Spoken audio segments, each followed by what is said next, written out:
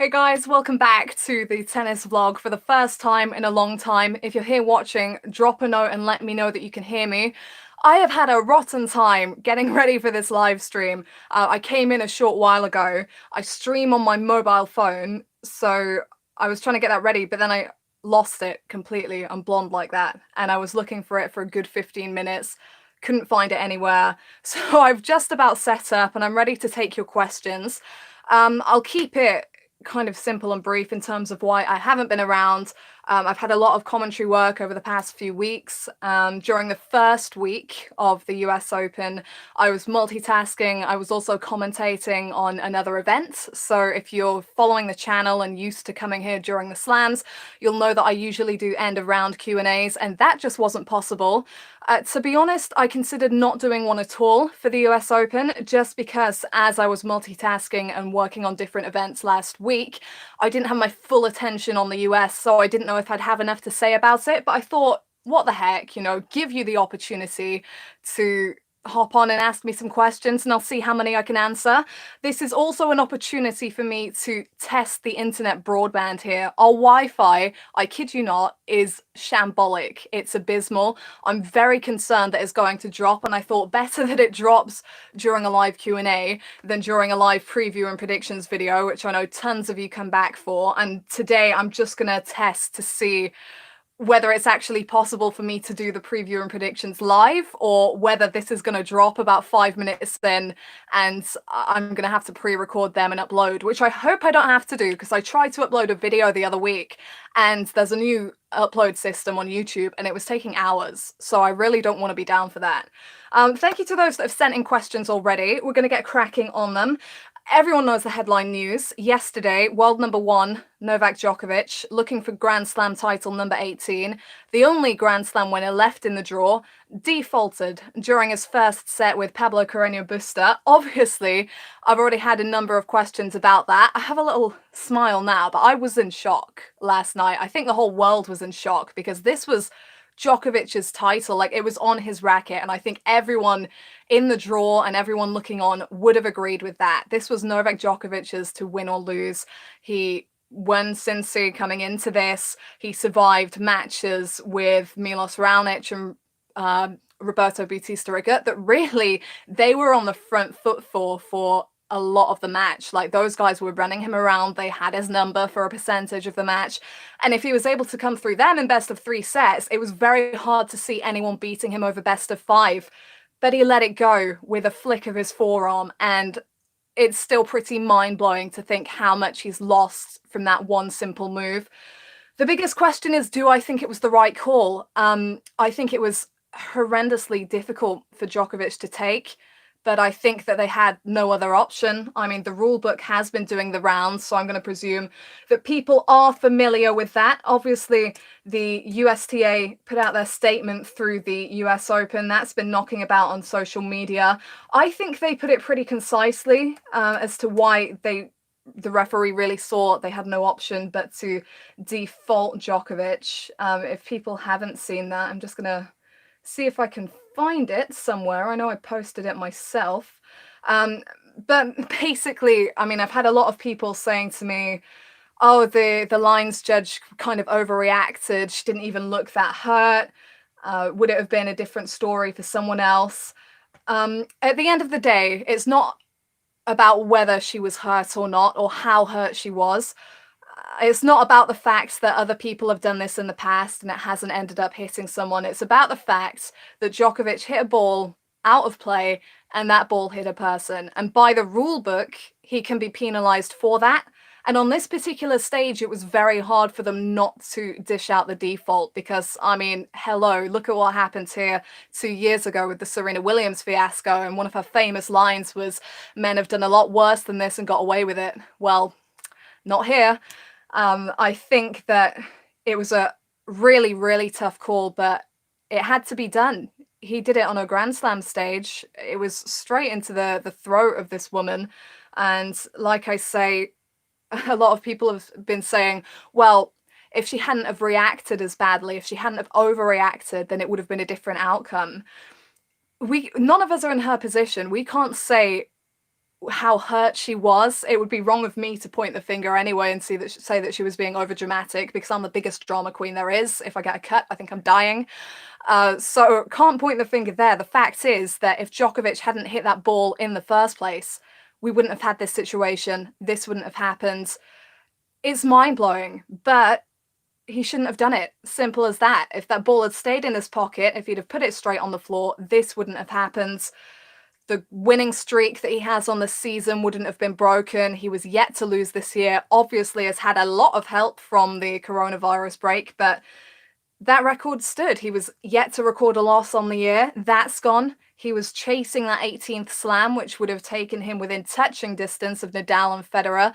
That's gone to bed. And the next slam coming up is the French Open, rescheduled. We all know who's favourite there. Rafael Nadal, defending champion here, who didn't turn up in order to both stay safe and be prepared for the French. So this could be quite the historic occurrence. This is something that we'll be talking about for years down the line. I think everyone that saw that live last night witnessed a huge bit of tennis history. Not the kind of tennis history that we want to see, but that's how it went down. And a lot of people, I think, have been taking the opportunity to get on Djokovic's back and rib him and point the finger, particularly after he didn't do his post-match press duties. And at first, I raised an eyebrow at that. I thought after the past few months, you would have thought that Djokovic had learned a little bit about damage control and would have known that the best thing to do in that situation would have been to go into press and hold his hands up. But at the end of the day, none of us are in Novak Djokovic's shoes. None of us have just been in a position where we were the hot favourite to win our 18th Grand Slam. It was on our racket. We had records rolling with us, and suddenly we hit a ball and it all went away. That was a huge moment and probably a massive shock for Djokovic. And if I was him, I wouldn't want to walk straight into press while I'm still in shock and say something that I regret. So yeah, it was his duty to go into press, but he had the choice. He's in a position where he doesn't mind taking the fine. And in my opinion, he came out with a pretty decent statement afterwards, quite quickly on social media. Not really trying to defend himself, just holding his hands up, taking the blame, saying he's sorry. The right call was made by the rule book, and in my opinion, and he's trying to take it on the chin. So I'm not going to point fingers at the fact that he didn't go into press, even if it looks like it was the right thing to do. Maybe if he'd actually have gone in and done it, people wouldn't be saying that. So they're my scattered thoughts on the Djokovic situation. Let me know your comments. It'll be interesting to know what you guys are thinking on that. It's the most dramatic thing that we've seen in some time, and keeping up the theme of 2020, hey? What is this year? Crazy stuff. Yeah, crazy times. And Novak Djokovic's departure leaves the men's draw wide open, so I hope we're going to get some questions about that. Get them in early, guys. Play for the day at the US Open starts within the next 10 or 15 minutes, so I'm not going to hang around ages. So if you have questions, drop them in and I'll get to them as swiftly as possible. You know that I like to be quite analytical, but I haven't watched as much tennis as I would like to so far. I really get into the nitty-gritty for quarterfinals onwards, so if you come back for the preview and predictions videos, we'll go in depth there. Hit subscribe now if you haven't already, and hit the notifications bell so that you know when I'm uploading. And let's have a look at some of what you've been asking. So someone did actually ask prior to the stream, what's the worst default you've seen or heard of? For me, it has to be Nalbandian at Queens. Such a shame. He was a cracking player, and sadly, that moment will probably be the first thing when people think of him. I can appreciate that. Nalbandian is one of those players that was so talented, didn't quite get across the line to win a slam, but was in those backstages contending. And yet that default quite late into his career is what will always be associated with his name. I think a few people are saying that might be the case for Djokovic here, because obviously the media over the years has liked to villainize him anyway. I think that his achievements are too much for this to be the first thing to come to people's minds when they say Djokovic's name. I mean, come on, he's a 17-time Grand Slam champion. He's turns the Federer and Nadal rivalry into the big three. He's gunning for the all-time records. I don't think that this is the first thing that's going to enter people's minds when they think Novak Djokovic, but it will remain to be seen the impact this has on him mentally. Personally, from his performances so far over the years, I can only think that he'll take this in his strides and he'll only use it as more motivation to get across the line in that all-time major records, trying to get more. But I'm unsure what you mean by worst default here. Is this kind of most sads or the one with the most implications? The Nalbandian one, I remember seeing it happen. That was huge. Another dramatic incident where he kicked the sideboard and there was a lot of blood actually on the lines judge. So similar situation to Djokovic. I think the moment they did it, you could see in their eyes that they knew it was over, that nothing could be done. And it's gotta suck. Yeah, the Nalbandian one was pretty bad, considering that is now what is largely associated with his name for people that didn't watch and appreciate his tennis.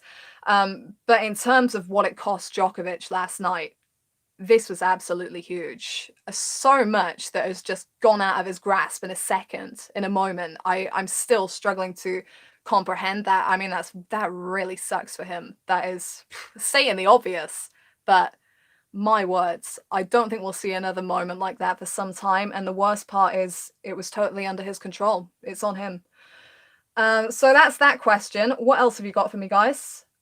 Welcome back. Thank you. Welcome back to you as well. It was so nice actually to see my DMs and my mentions and see so many people asking when I was coming back and when we were going to have the next videos. I think sometimes, you know, because of the nature of my job now, I can't do this as regularly. And when I've left it for a while, I wonder if people are still hanging around and wanting to see more. And the fact that you do is really nice. So thanks ever so much for that and for your patience, which I very much rely on at the moment. Just making sure there's no more questions ahead of time that I haven't answered. Okay, right, let's get to these. What do I think about Svetlana Pironkova? What a question. What did I think about Pironkova back in the day, first of all? For anyone that doesn't know the background with this, Svetlana Pironkova retired technically from tennis 3 years ago, had a child. The US Open is her first event back. And she is rattling through her matches. I'm just going to drag it up so that I've got the exact results in front of me. But I know she hasn't dropped a set. I think collectively across 3 matches, she's dropped 18 games, I'm pretty sure, because I counted them up the other day. That includes victories over Garbiñe Muguruza, Australian Open finalist of January and number 10 seed, and Donna Vekic, who's the number 18 seed and has been starting to make a little bit of a breakthrough on these bigger stages. So huge for Pironkova. And she was a big-time player back in the day. Twice she beat Venus Williams at Wimbledon. Not the Venus Williams of now, but the Venus Williams who was in her prime and who was a head and shoulders above the rest contender for the title there. Pironkova was able to take her down. So she's definitely a name that if you've been following tennis for the past decade or so, you're not going to take for granted that she's there. Yes, she's unranked and she's unseeded, but I think that's something of a weapon for her here. Technically, there's no pressure on her, but she definitely has the game to do well, as she's showing. She's clearly put in the work during lockdown, because I think she tried to launch her comeback just before coronavirus hit. So she was just getting going and then was stopped. And obviously the returning mothers, Kim Clijsters had all the attention, but Pironkova showing us what can be done under the radar. I need to watch a little bit more of her. I know she's playing Alizé Cornet today, quite shortly actually. I think she's second on after the Alex de Minaur match. So it'll be interesting to see how she's doing. I think she's enjoying the pace here. Everyone's talking about how it's a little bit quicker and she can utilize that in her game. And I actually tweeted a few days ago, it would be the most 2020 thing if an unranked player won a Grand Slam title. And Pironkova is the only unranked player that we have in this draw. So you heard it here first. If it happens, she's definitely one to keep an eye on. And Cornet, who actually made it through to the 4th round after Madison Keys retired after their first set, that's a winnable match for Pironkova. And Cornet is the kind of player that she can frustrate. So it's going to be really interesting to see how that match goes. Keep an eye on that one. Where are we at? Where are your questions, everybody?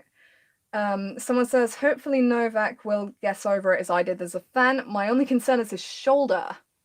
So actually a couple of points, 2 or 3 points before Djokovic was defaulted, he went over and he jarred his shoulder. And he had a mid-game medical timeout for that, and then he came back to try again. So it's interesting because over the past few years, Djokovic really has started to rack up the injuries. Guess he gets a little bit more time now to give that one some rest, but we'll just have to wait and see how it goes. I think with Djokovic, you're always going to be more concerned about him physically than mentally. Mentally, he's a machine. I've said this before, and this will be quite a hard thing to recover from, having had all of this on his racket and let it go on his terms.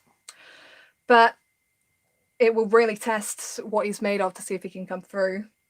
Who do you have the most confidence in to win out of all of today's matches? Who do I have the most confidence in to win full stop? Yeah, I'm really nervous coming into the preview and predictions videos now, because usually I have at least one or two that I can bank on being an outright victory, because you have the likes of Djokovic and Nadal and Federer on occasion and Serena Williams back in a day, you know, who are there, who you would expect to come through. And at the moment, it's just so wildly unpredictable on all sides. So I'm just going to pull up the order of play. I had it up earlier. So plays across 2 courts today, finishing up 4th round action. So I'm going to go through the matches. Sakari versus Serena, Auger-Aliassime versus Thiem, that rhymes, Tiafoe versus Medvedev, Mertens versus Kenin, Pospisil versus Diminor, Cornet versus Pironkova, Berrettini versus Rublev, and Azarenka versus Makova. What I'm loving about all of these matches is that for the most part, either of them could come through, and that's what you want to see at this stage of a major. Obviously, you can say that with any match, but a lot of these names, when you just put them on paper, you could very much raise an argument for any of them coming through. I think Sofia Kenin, the number 2 seed, is quite under the radar, just smoothly working her way through. She really showed what she was made of when she came through to win that Australian Open title. Was not a pick for anyone, I don't think, at the beginning of the tournament, and then really showcased her mental ability at the back end, and she's a very smart player. So as well as Mertens can play on her day, I would expect Kenin to come through that match. But it's another one that I can see being quite close. Who would I have the most confidence in? That's a really good question, actually.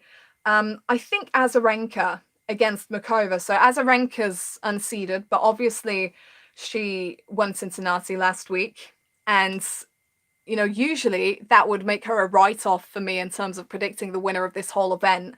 But everyone's in the same, but I should explain why, actually, if you don't follow me on social media. Because usually if a player competes and does well the week before a slam, the vast majority of the time, they do not win that major, just because it's too much tennis within a short amount of time for them.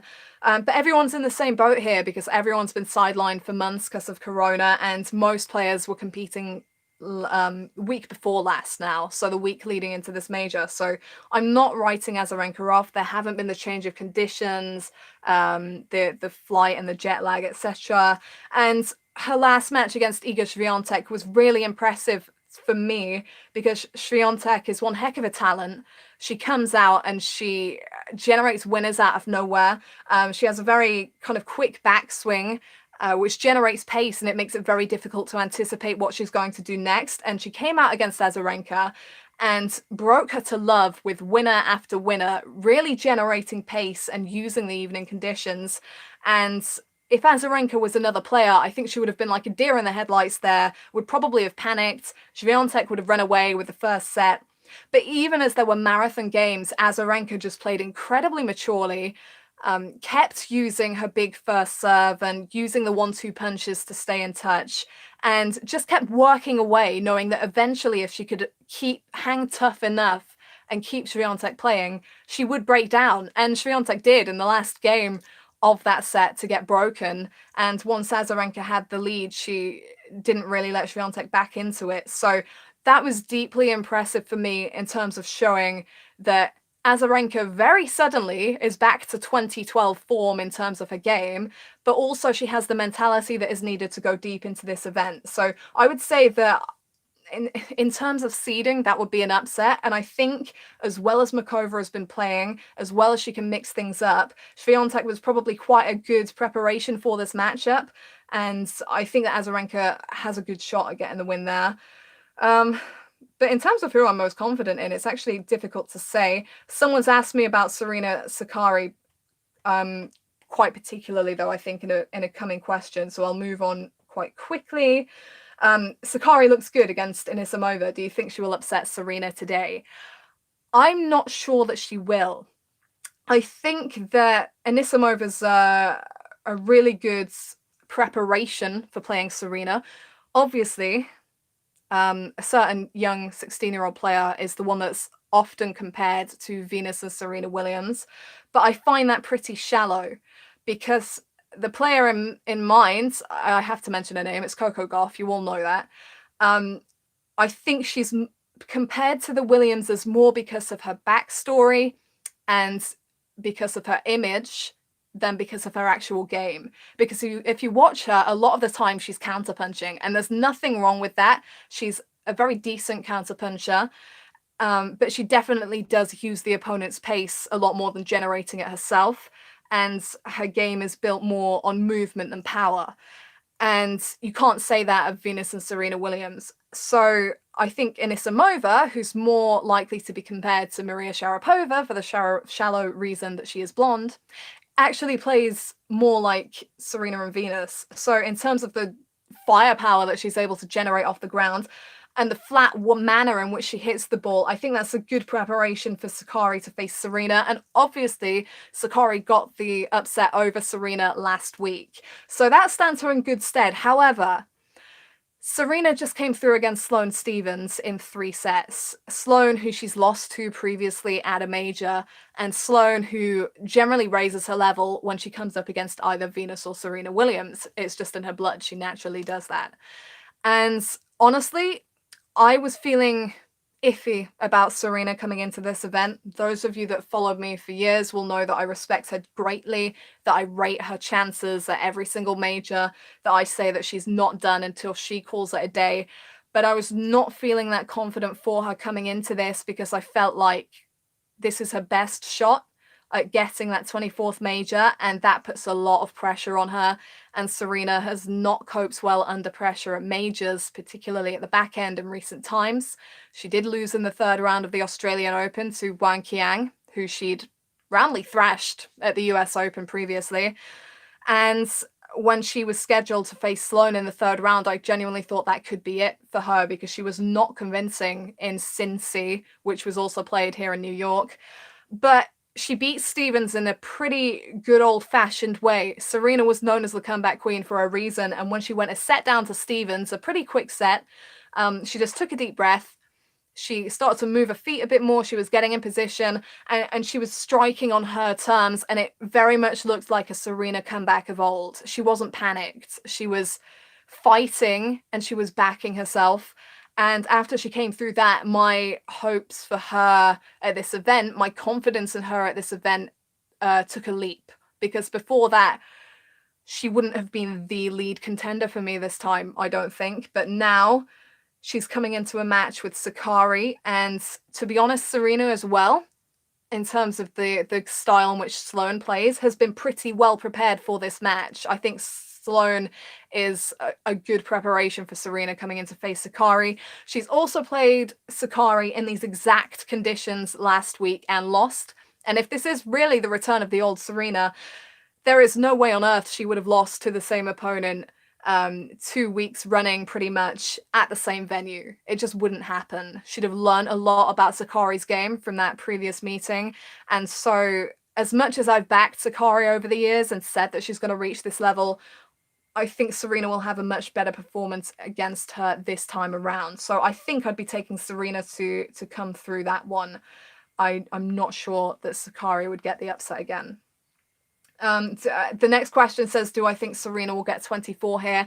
As I was just saying, my hopes weren't tremendously high for her coming into this. I mean, there were so many aspects, like the fact that the surface that the US Open is being contested on had been shipped to her house. It was like everything was set up to make this as doable for her as possible, and that was going to put a lot of pressure on her.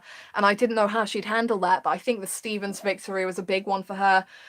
So I'm not going to go outright and say that I think she will get 24 here, but I think her chances are definitely stronger than I thought they were at the beginning of the event. Let's put it that way. Azarenka is hitting her strap. She looks like the old Azarenka again. I think the same thing. And it surprised me. I mean, this, guys, is the big lesson of not writing anyone off. And I've prided myself over the years of never writing anyone off. Didn't write Federer off, didn't write Nadal off, didn't write Djokovic off. Heck, I didn't write Murray off. A few weeks after he'd had that operation, I said on the radio that he would come back and win titles, and the presenters laughed at me. It was that bad. But he's back and he's doing well. And with Azarenka, I was just holding on all these years that have been struggling, thinking as long as she's giving herself chances, she can come back. But she seemed so mentally lost that at the beginning of Cincinnati, when my sister asked me about the fact that Azarenka was still playing, I was like, yeah, it's not really a contender here. She's kind of in diabolical form. Boom, there she goes and wins the tournament. So if ever you needed a lesson not to write anyone off, I think I'm not the only person that Azarenka surprised, but still, that's shame on me for even letting that cross my mind, because here she is, and it just goes to show, as I've said many times myself, only takes 1 or 2 matches to completely turn it around in tennis, and 1 or 2 points within a match to completely turn the complexion of the match around. So don't write people off. Where are we at? Marta Kostyuk's appearance of slams again in 3rd round. She destroyed Kasatkina in 1st round, won over Sevastova, took a set off Osaka. Did you watch her matches? What did you think? I watched Kostyuk against Osaka. I was multitasking. I was watching a few of those matches at the same time. I was interested to take that one in because with all this Coco Gauff hype, it keeps crossing my mind that Kostyuk had a run to the 3rd round of a major when she was 15 and didn't get anywhere near such publicity. And she did go off the radar for a little bit afterwards, but she's back now. I think she's got a great strike. I think she's got a lot of potential. I liked that she was trying to mix things up a bit on court against Osaka, but her mentality completely let her down. In that 3rd set, despite having lost the 2nd and despite her ankle being heavily strapped, she had chances. I think she had 6 break points to take the lead against Osaka.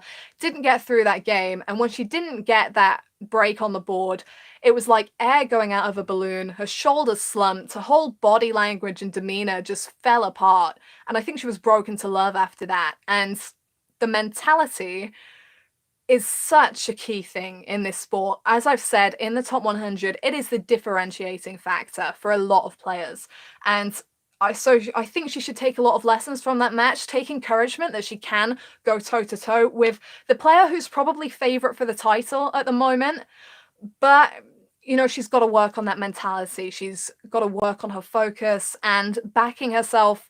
I mean, let's put it and compare it to Azarenka against Swiatek when she kept missing chances and Swiatek was teeing off. She just kept resetting and kept focusing on her own game and giving herself chances. And Kostyuk just didn't do that in the final set against Osaka, where Osaka eventually blew her off the court. So lots of potential there, but she's still got a lot to work on and a way to go, I would say.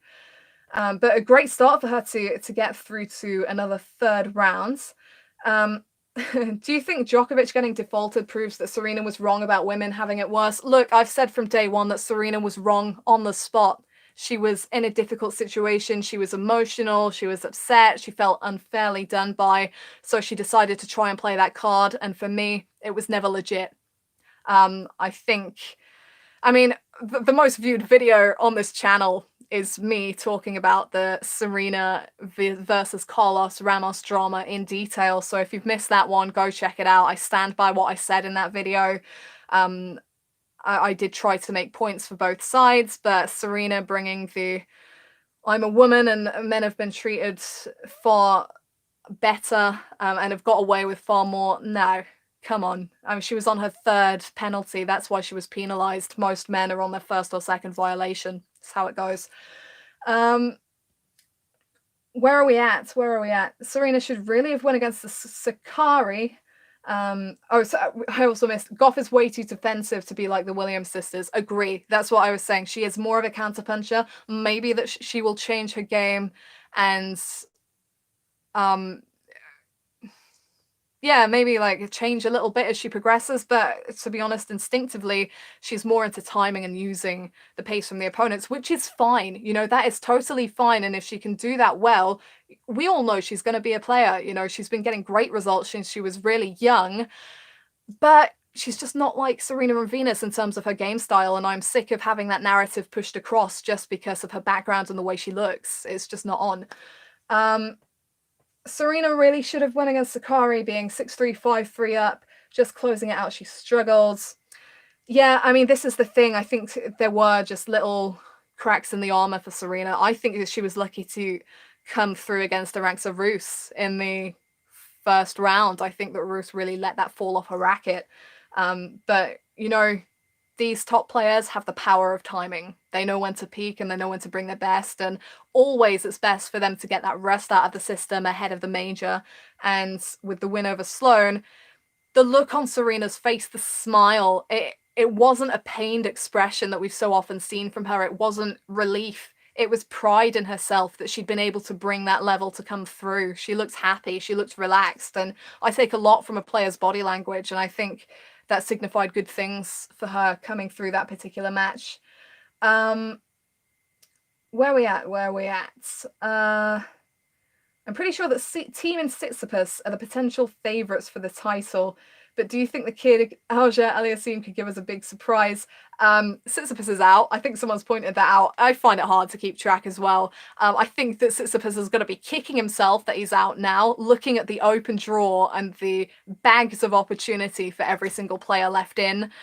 I mean, he had those 6 match points against Coric and he lost all of them pretty much on unforced errors. So that's a killer for him. I'm glad that he could kind of see a little bit of the funny side afterwards, because otherwise that could be brutal mentally. But yeah, Tsitsipas is out of the running. Here's the thing. I was talking to someone about this earlier. I think it might actually be a bad thing for Felix Auger-Aliassime if he gets this title, because I think it's a bit premature. He's obviously shown what he's capable of this tournament.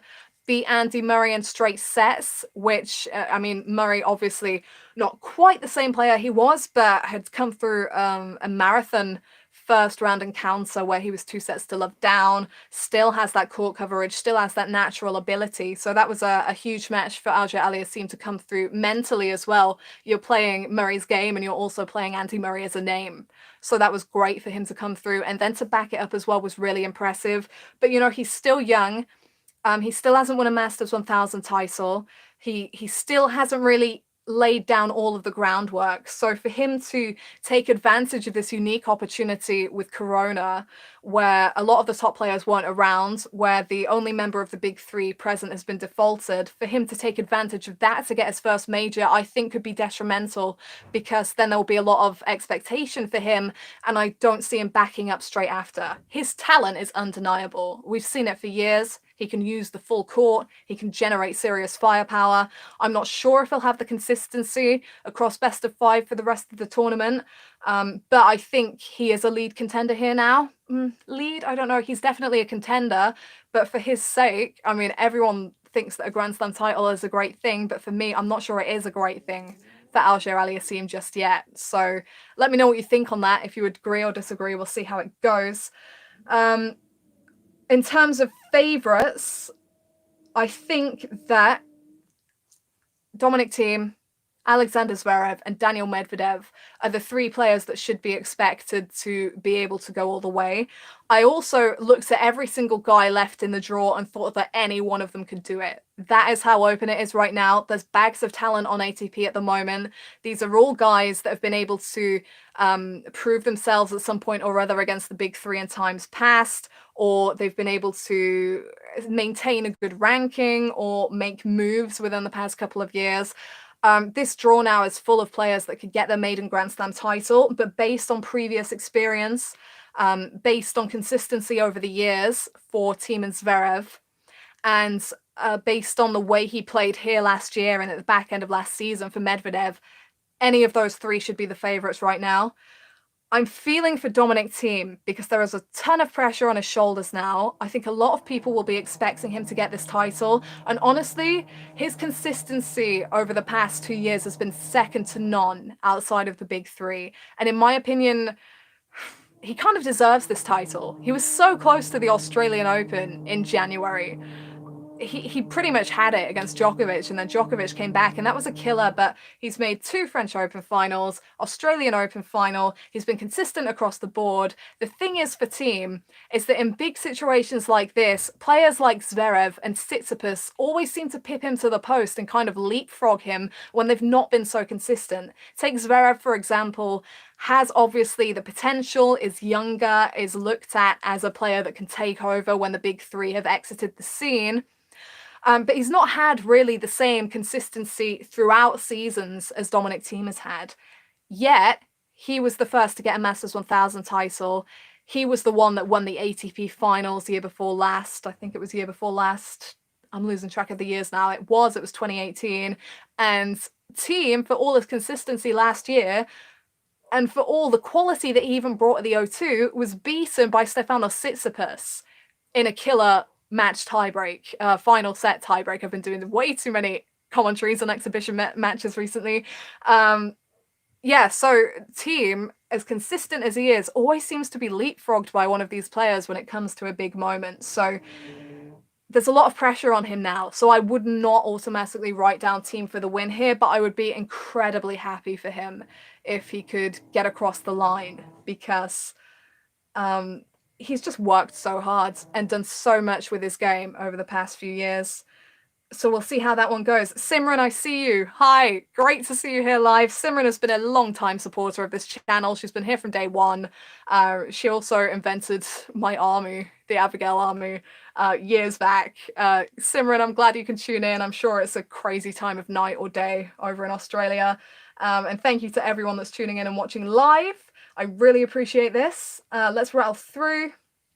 Someone says Medvedev's more likely to win. I think, yeah, he's got a great try in the 1 a.m. My word. Yeah, he loves the conditions here. Look, Medvedev was redlining at the end of that final with Nadal last year. To date, it remains one of the biggest and best tennis matches that I've ever seen. It was the brink of a straightforward straight sets win for Nadal, and Medvedev very nearly had him. He was closing in, he was using the far corners, he was generating pace, and if he brings that level, that dude is going to be tough to beat. So keep an eye on Medvedev, because that, yeah, he's definitely a lead contender for me. Alger Aliassime is so impressive right now. I feel maybe he could cause a big surprise. So do I. That's the fear for me. I don't think it's his time, and if he gets there too soon, that might be detrimental, but then he might prove me wrong. But he's definitely a great player to watch, and a very complete player as well for his age, and plays a lot like Jo-Wilfried Tsonga, who I was very partial to growing up. He was my... everyone asks me this question all the time. Who's your ATP fave? It was Jo-Wilfried Tsonga growing up. A great power that he can generate, the firepower, the energy, the full use of the court. Great player, and I see some of that in Felix Auger-Aliassime. Who are we looking at now? I'm seeing a lot of commentary here. If Serena gets to 24, some will place an asterisk on the slam. I think it really should count, as I think it will be a toughest route to a final yet. It's interesting because the thing for Serena here is she's already beaten a Grand Slam champion in Sloane Stephens, could well come up against Victoria Azarenka, who gave us some real trouble back in the day, and that would be one heck of a clash, because these two are both looking back to a similar headspace that they were in a few years ago. So that would be a real throwback match if we were to get that one. So I think if Serena does come through, there shouldn't be an asterisk on it, because heck, she's won 23 Grand Slams already. Can you put an asterisk on a Grand Slam title when you've won that many? Can't really call it a fluke. And also the mental side of things has been a really big issue for Serena in recent years. And if she can come through to this title, there'll have been so much expectation on her that it will have taken a lot of mental strength. So, I mean, people are going to call it the Asterisk Open, but for Serena, I think it could be one of her hardest routes in recent times. So, we'll see how it goes. What do you think? Do you think Serena will equal the record? Back in the day, a few years ago, I would have said easily she'll hit 24 and she'll go beyond. It's a lot more difficult now because she's gone deep at so many slams and not quite got across the line. But I think that while she's still fighting and while she's still hungry, she has every chance. And really, I find it hard to see her putting a racket down when she's not hit that record. So never write off Serena Williams is what I'm saying. What do you think about Naomi Osaka's chances? I think that she's probably the front runner at the moment. She obviously won here a couple of years ago. When she's on, few can take her down. When she's on, she can out-hit Serena these days because she can move Serena around and take her out of position and finish her off quite quickly. And she's brought some imperious form to the Open. So I think that Osaka, with the mentality at the moment as well, is definitely a front runner, if not the front runner for the time being. I think it's also an added motivation. You know, obviously she's been involved a lot in the political scene and stuff at the moment, and she has a different mask that she walks out in for each match. And it might sound a bit silly, but I think that kind of thing is a motivation for her to keep winning so she can bring out the next one. And that probably is something that's on her mind. You might not realize it, but there are these little mental things that can really actually have an impact. So I think that Osaka has a lot of motivation at the moment to go all the way. Do you think Thiem has made some adjustments on his forehand, making it more aggressive and flat? I think he's made several alterations to different parts of his game over the years. I'm not sure about flattening out the forehand, maybe from certain areas in the court.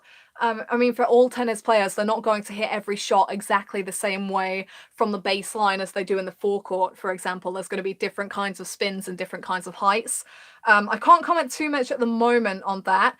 I do think that I've seen Nadal-like tendencies creep into his game more in recent times. I'm thinking of the return as well and how far back he stands to take some of the returns. And I know he's got a bit of criticism for that. I'm starting to lose my voice already. This is not good. I know he's got a bit of criticism for that, but I think people can forget that as much as Nadal gets criticised for how far back he stands, it works for him. It gets him that extra bit of time on the ball and it gets him the depth on his return. It allows him to work into the point. And we see Thiem doing the same thing. So I don't know how you can really question that when he's a player of his ranking and his accomplishments and is still doing well and is still a lead contender here.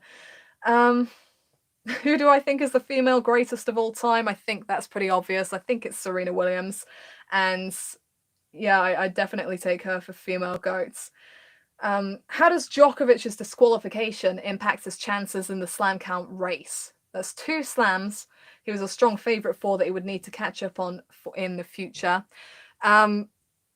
It's an interesting one, this, because when I thought that there would be no tennis again up until 2021, I thought that could be a little bit of pressure and weight on Djokovic's shoulders because French Open next year, you'd automatically take Nadal for that most of the time.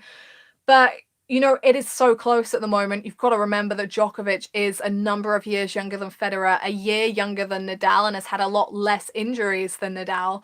So I don't think he's a player that you can write off that easily. I'm not sure how... I don't think it impacts his chances in the slam count race that much as long as he can mentally deal with this. I think, you know, Nadal's already the favourite heading into the French Open, so that would have been a write-off for him anyway, potentially. I mean, who knows, Djokovic could actually win the French if something happens to Nadal, if Nadal's not had enough match practice leading into it, etc. But yeah, I think for now, I wouldn't say that it impacts too much. Which I know some people will disagree with. I know that's going to be quite a talking point in the near future. But I think that I was actually just going to say, someone's put it in the chat, Djokovic gets extra time now to prepare for the French, so his chances increase there. I would agree. You know, he would have been playing a heck of a lot of tennis going into the French Open across different continents, different surfaces, and that would not have been helpful. That would have been very wearing on him. He is a player that we have seen run out of steam at the French Open in recent years against Dominic Thiem. So I think this is probably something that he can take in his stride and turn it into something of a positive. I mean, something like this is never going to be positive, let's be real. But he can take it in his stride and use it to the best thing possible. What do I think of Ons Jabeur? Do I see her winning a major tournament one day? Now, it's hard to say Ari majors because that depends a lot on your mentality and how you can hold out in that regard. And what we know about Jabeur is that she's an incredibly talented player. She's quite unorthodox. She can do a lot of unexpected things on the court. She can use the slice and the drop shot really well. She hits quite a heavy ball too. I'm not sure at the moment. I see her with the consistency to last 7 matches against a range of players.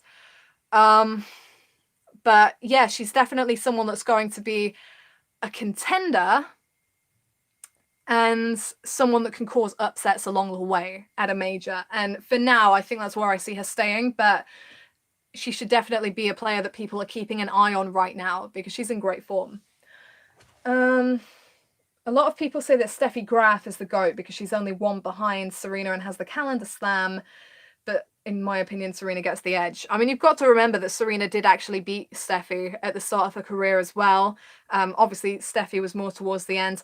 I've just got to say that the GOAT debate is always going to be subjective. And, you know, there are those factors as well that Graf played in a different era, different game style. It was really the Williamses that changed up the game style from that old school net approaches, etc. They turned it into the baseline power fest that it was for a number of years. And Steffi played in a very different era, so it's very difficult to compare. And maybe if I'd have been actually on the planet and watching during the Steffi Graf era, maybe I'd have a different opinion. So I do say that the greatest of all time debate on the men's side and the women's side is always going to be subjective, and I don't waste too much time arguing over it because I don't think you're ever going to have an outright answer there. Okay, not to do with the US Open, but if Nadal and Federer tie, what's more important, Nadal's Olympic gold or Federer's 6 ATP finals titles versus Nadal's 0? It's crazy, isn't it, with all that these two have achieved? Federer's never won that Olympic singles gold and Nadal's never won that ATP finals. It's mad to think about.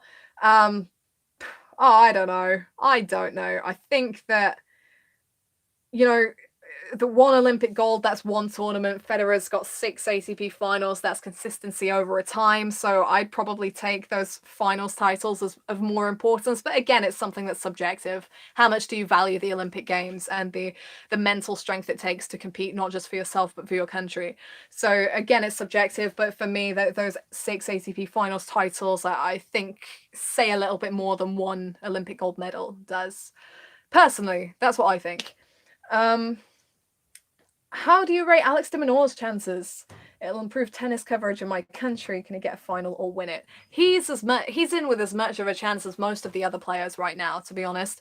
I've rated de Minaur for a few years. I've told the story before. First time I saw him live in 2017, he was ranked outside the top 200. He was playing one of my friends in ATP Challenge qualifying and he lost the match. But I thought, wow, this kid can play. He can move. He can do a lot of stuff on the court. He's worth keeping an eye on. And in that January, he made his breakthrough. So de Minaur, heck of a player, and is looking pretty decent here from what I've seen. So I think that he's another player that will see this as a massive opportunity. Every single player that's left in the draw is a player that he's capable of beating. So it all depends on how he can manage it mentally and where his energy levels are going to be at. But when you're looking at Speedy Gonzalez, you know, he's it's something he can take in his stride. So it would be huge, wouldn't it, for tennis in Australia? I think that Australian tennis doesn't actually get enough credit for the good place it's in right now, but de Minaur's definitely a part of that. I'm going to wrap it up soon, guys, because play's actually started for the day and I need to get across that. So I've actually got some content for our first preview and predictions video, which will be tomorrow for the quarterfinals.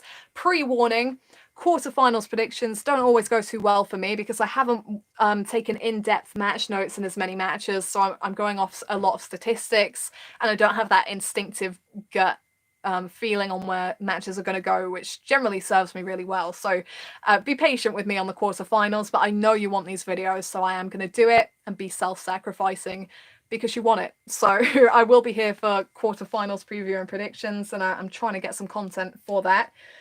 Who do I think will be the most successful? Osaka, Andreescu, or Barty? Sheerly talented, all of them. these are the three big names I think that could carry the sport after the Williams sisters have left the scene. Andreescu needs to be careful because she's getting so injured so much. Even when she had a phenomenal year last season, she was racking up these great results around injuries. So it was really tough for her, and credit to her that she could do that. But I think injury could hold her back. Osaka, I think her own head is the thing that could hold her back, and Barty has really made that mental breakthrough in recent years, which is why she's at the top of the rankings. It's a shame that she's not at the US Open, but I completely understand her reasoning, and in my opinion, tennis should just have waited to return until 2021, but business doesn't allow for that. So I can't say who will be the most successful at the moment. I just know that you've got three really great talented players there that could really give the sport a great profile when Venus and Serena are finally done. How come Americans have won so many Grand Slams? They dominate golf too. Is it just because they're rich? They have a good background, Americans. You know, they own the college tennis system, obviously. They've got a lot of tournaments in their country. They can give players a lot of wild card and give them that initial leg up, wild cards even, plural. Yeah, and just give them that help. They're in a very good situation where they can give their players a lot of help, and the fingers shouldn't be pointed at them for that. You can't feel guilty for what you have. You've just got to use it, which the American players are. So I think that's why they've got kind of a nice base of players. Not really many standout Grand Slam winning players, but they're really solid in terms of what they've got. And to be honest, with the money that's in the system over there, this should be happening. So good for them. We're leaning away from US Open related questions here, so I'm going to wrap it up after this last question. What do you think of Roger Federer's retirement? You think that maybe with the whole pandemic, he might have realized that prolonging it to the minimum 2 or 3 years might not be such a good idea. Put it this way, Federer taking all of these months off is going to have so much energy stored up that he would have spent on the court this year. So that actually could be a good thing for him. And I say again what I've said a million times and what I said throughout 2013 when people were trying to leave him for dead. Don't write them off until they write themselves off. He's still backing himself. He's still giving himself the chances, so he can still do it, in my opinion. And that's where we end. Thank you, everybody, for tuning in. It is longer than I anticipated, but you all come about halfway through, and then it's like question. And at the beginning, I'm just rambling. So I will be on time as much as possible this week. So get here at the beginning, and we'll try and fit a few more in. But thanks to everyone that asked questions, and for people that just kind of turned up to watch. Much appreciated.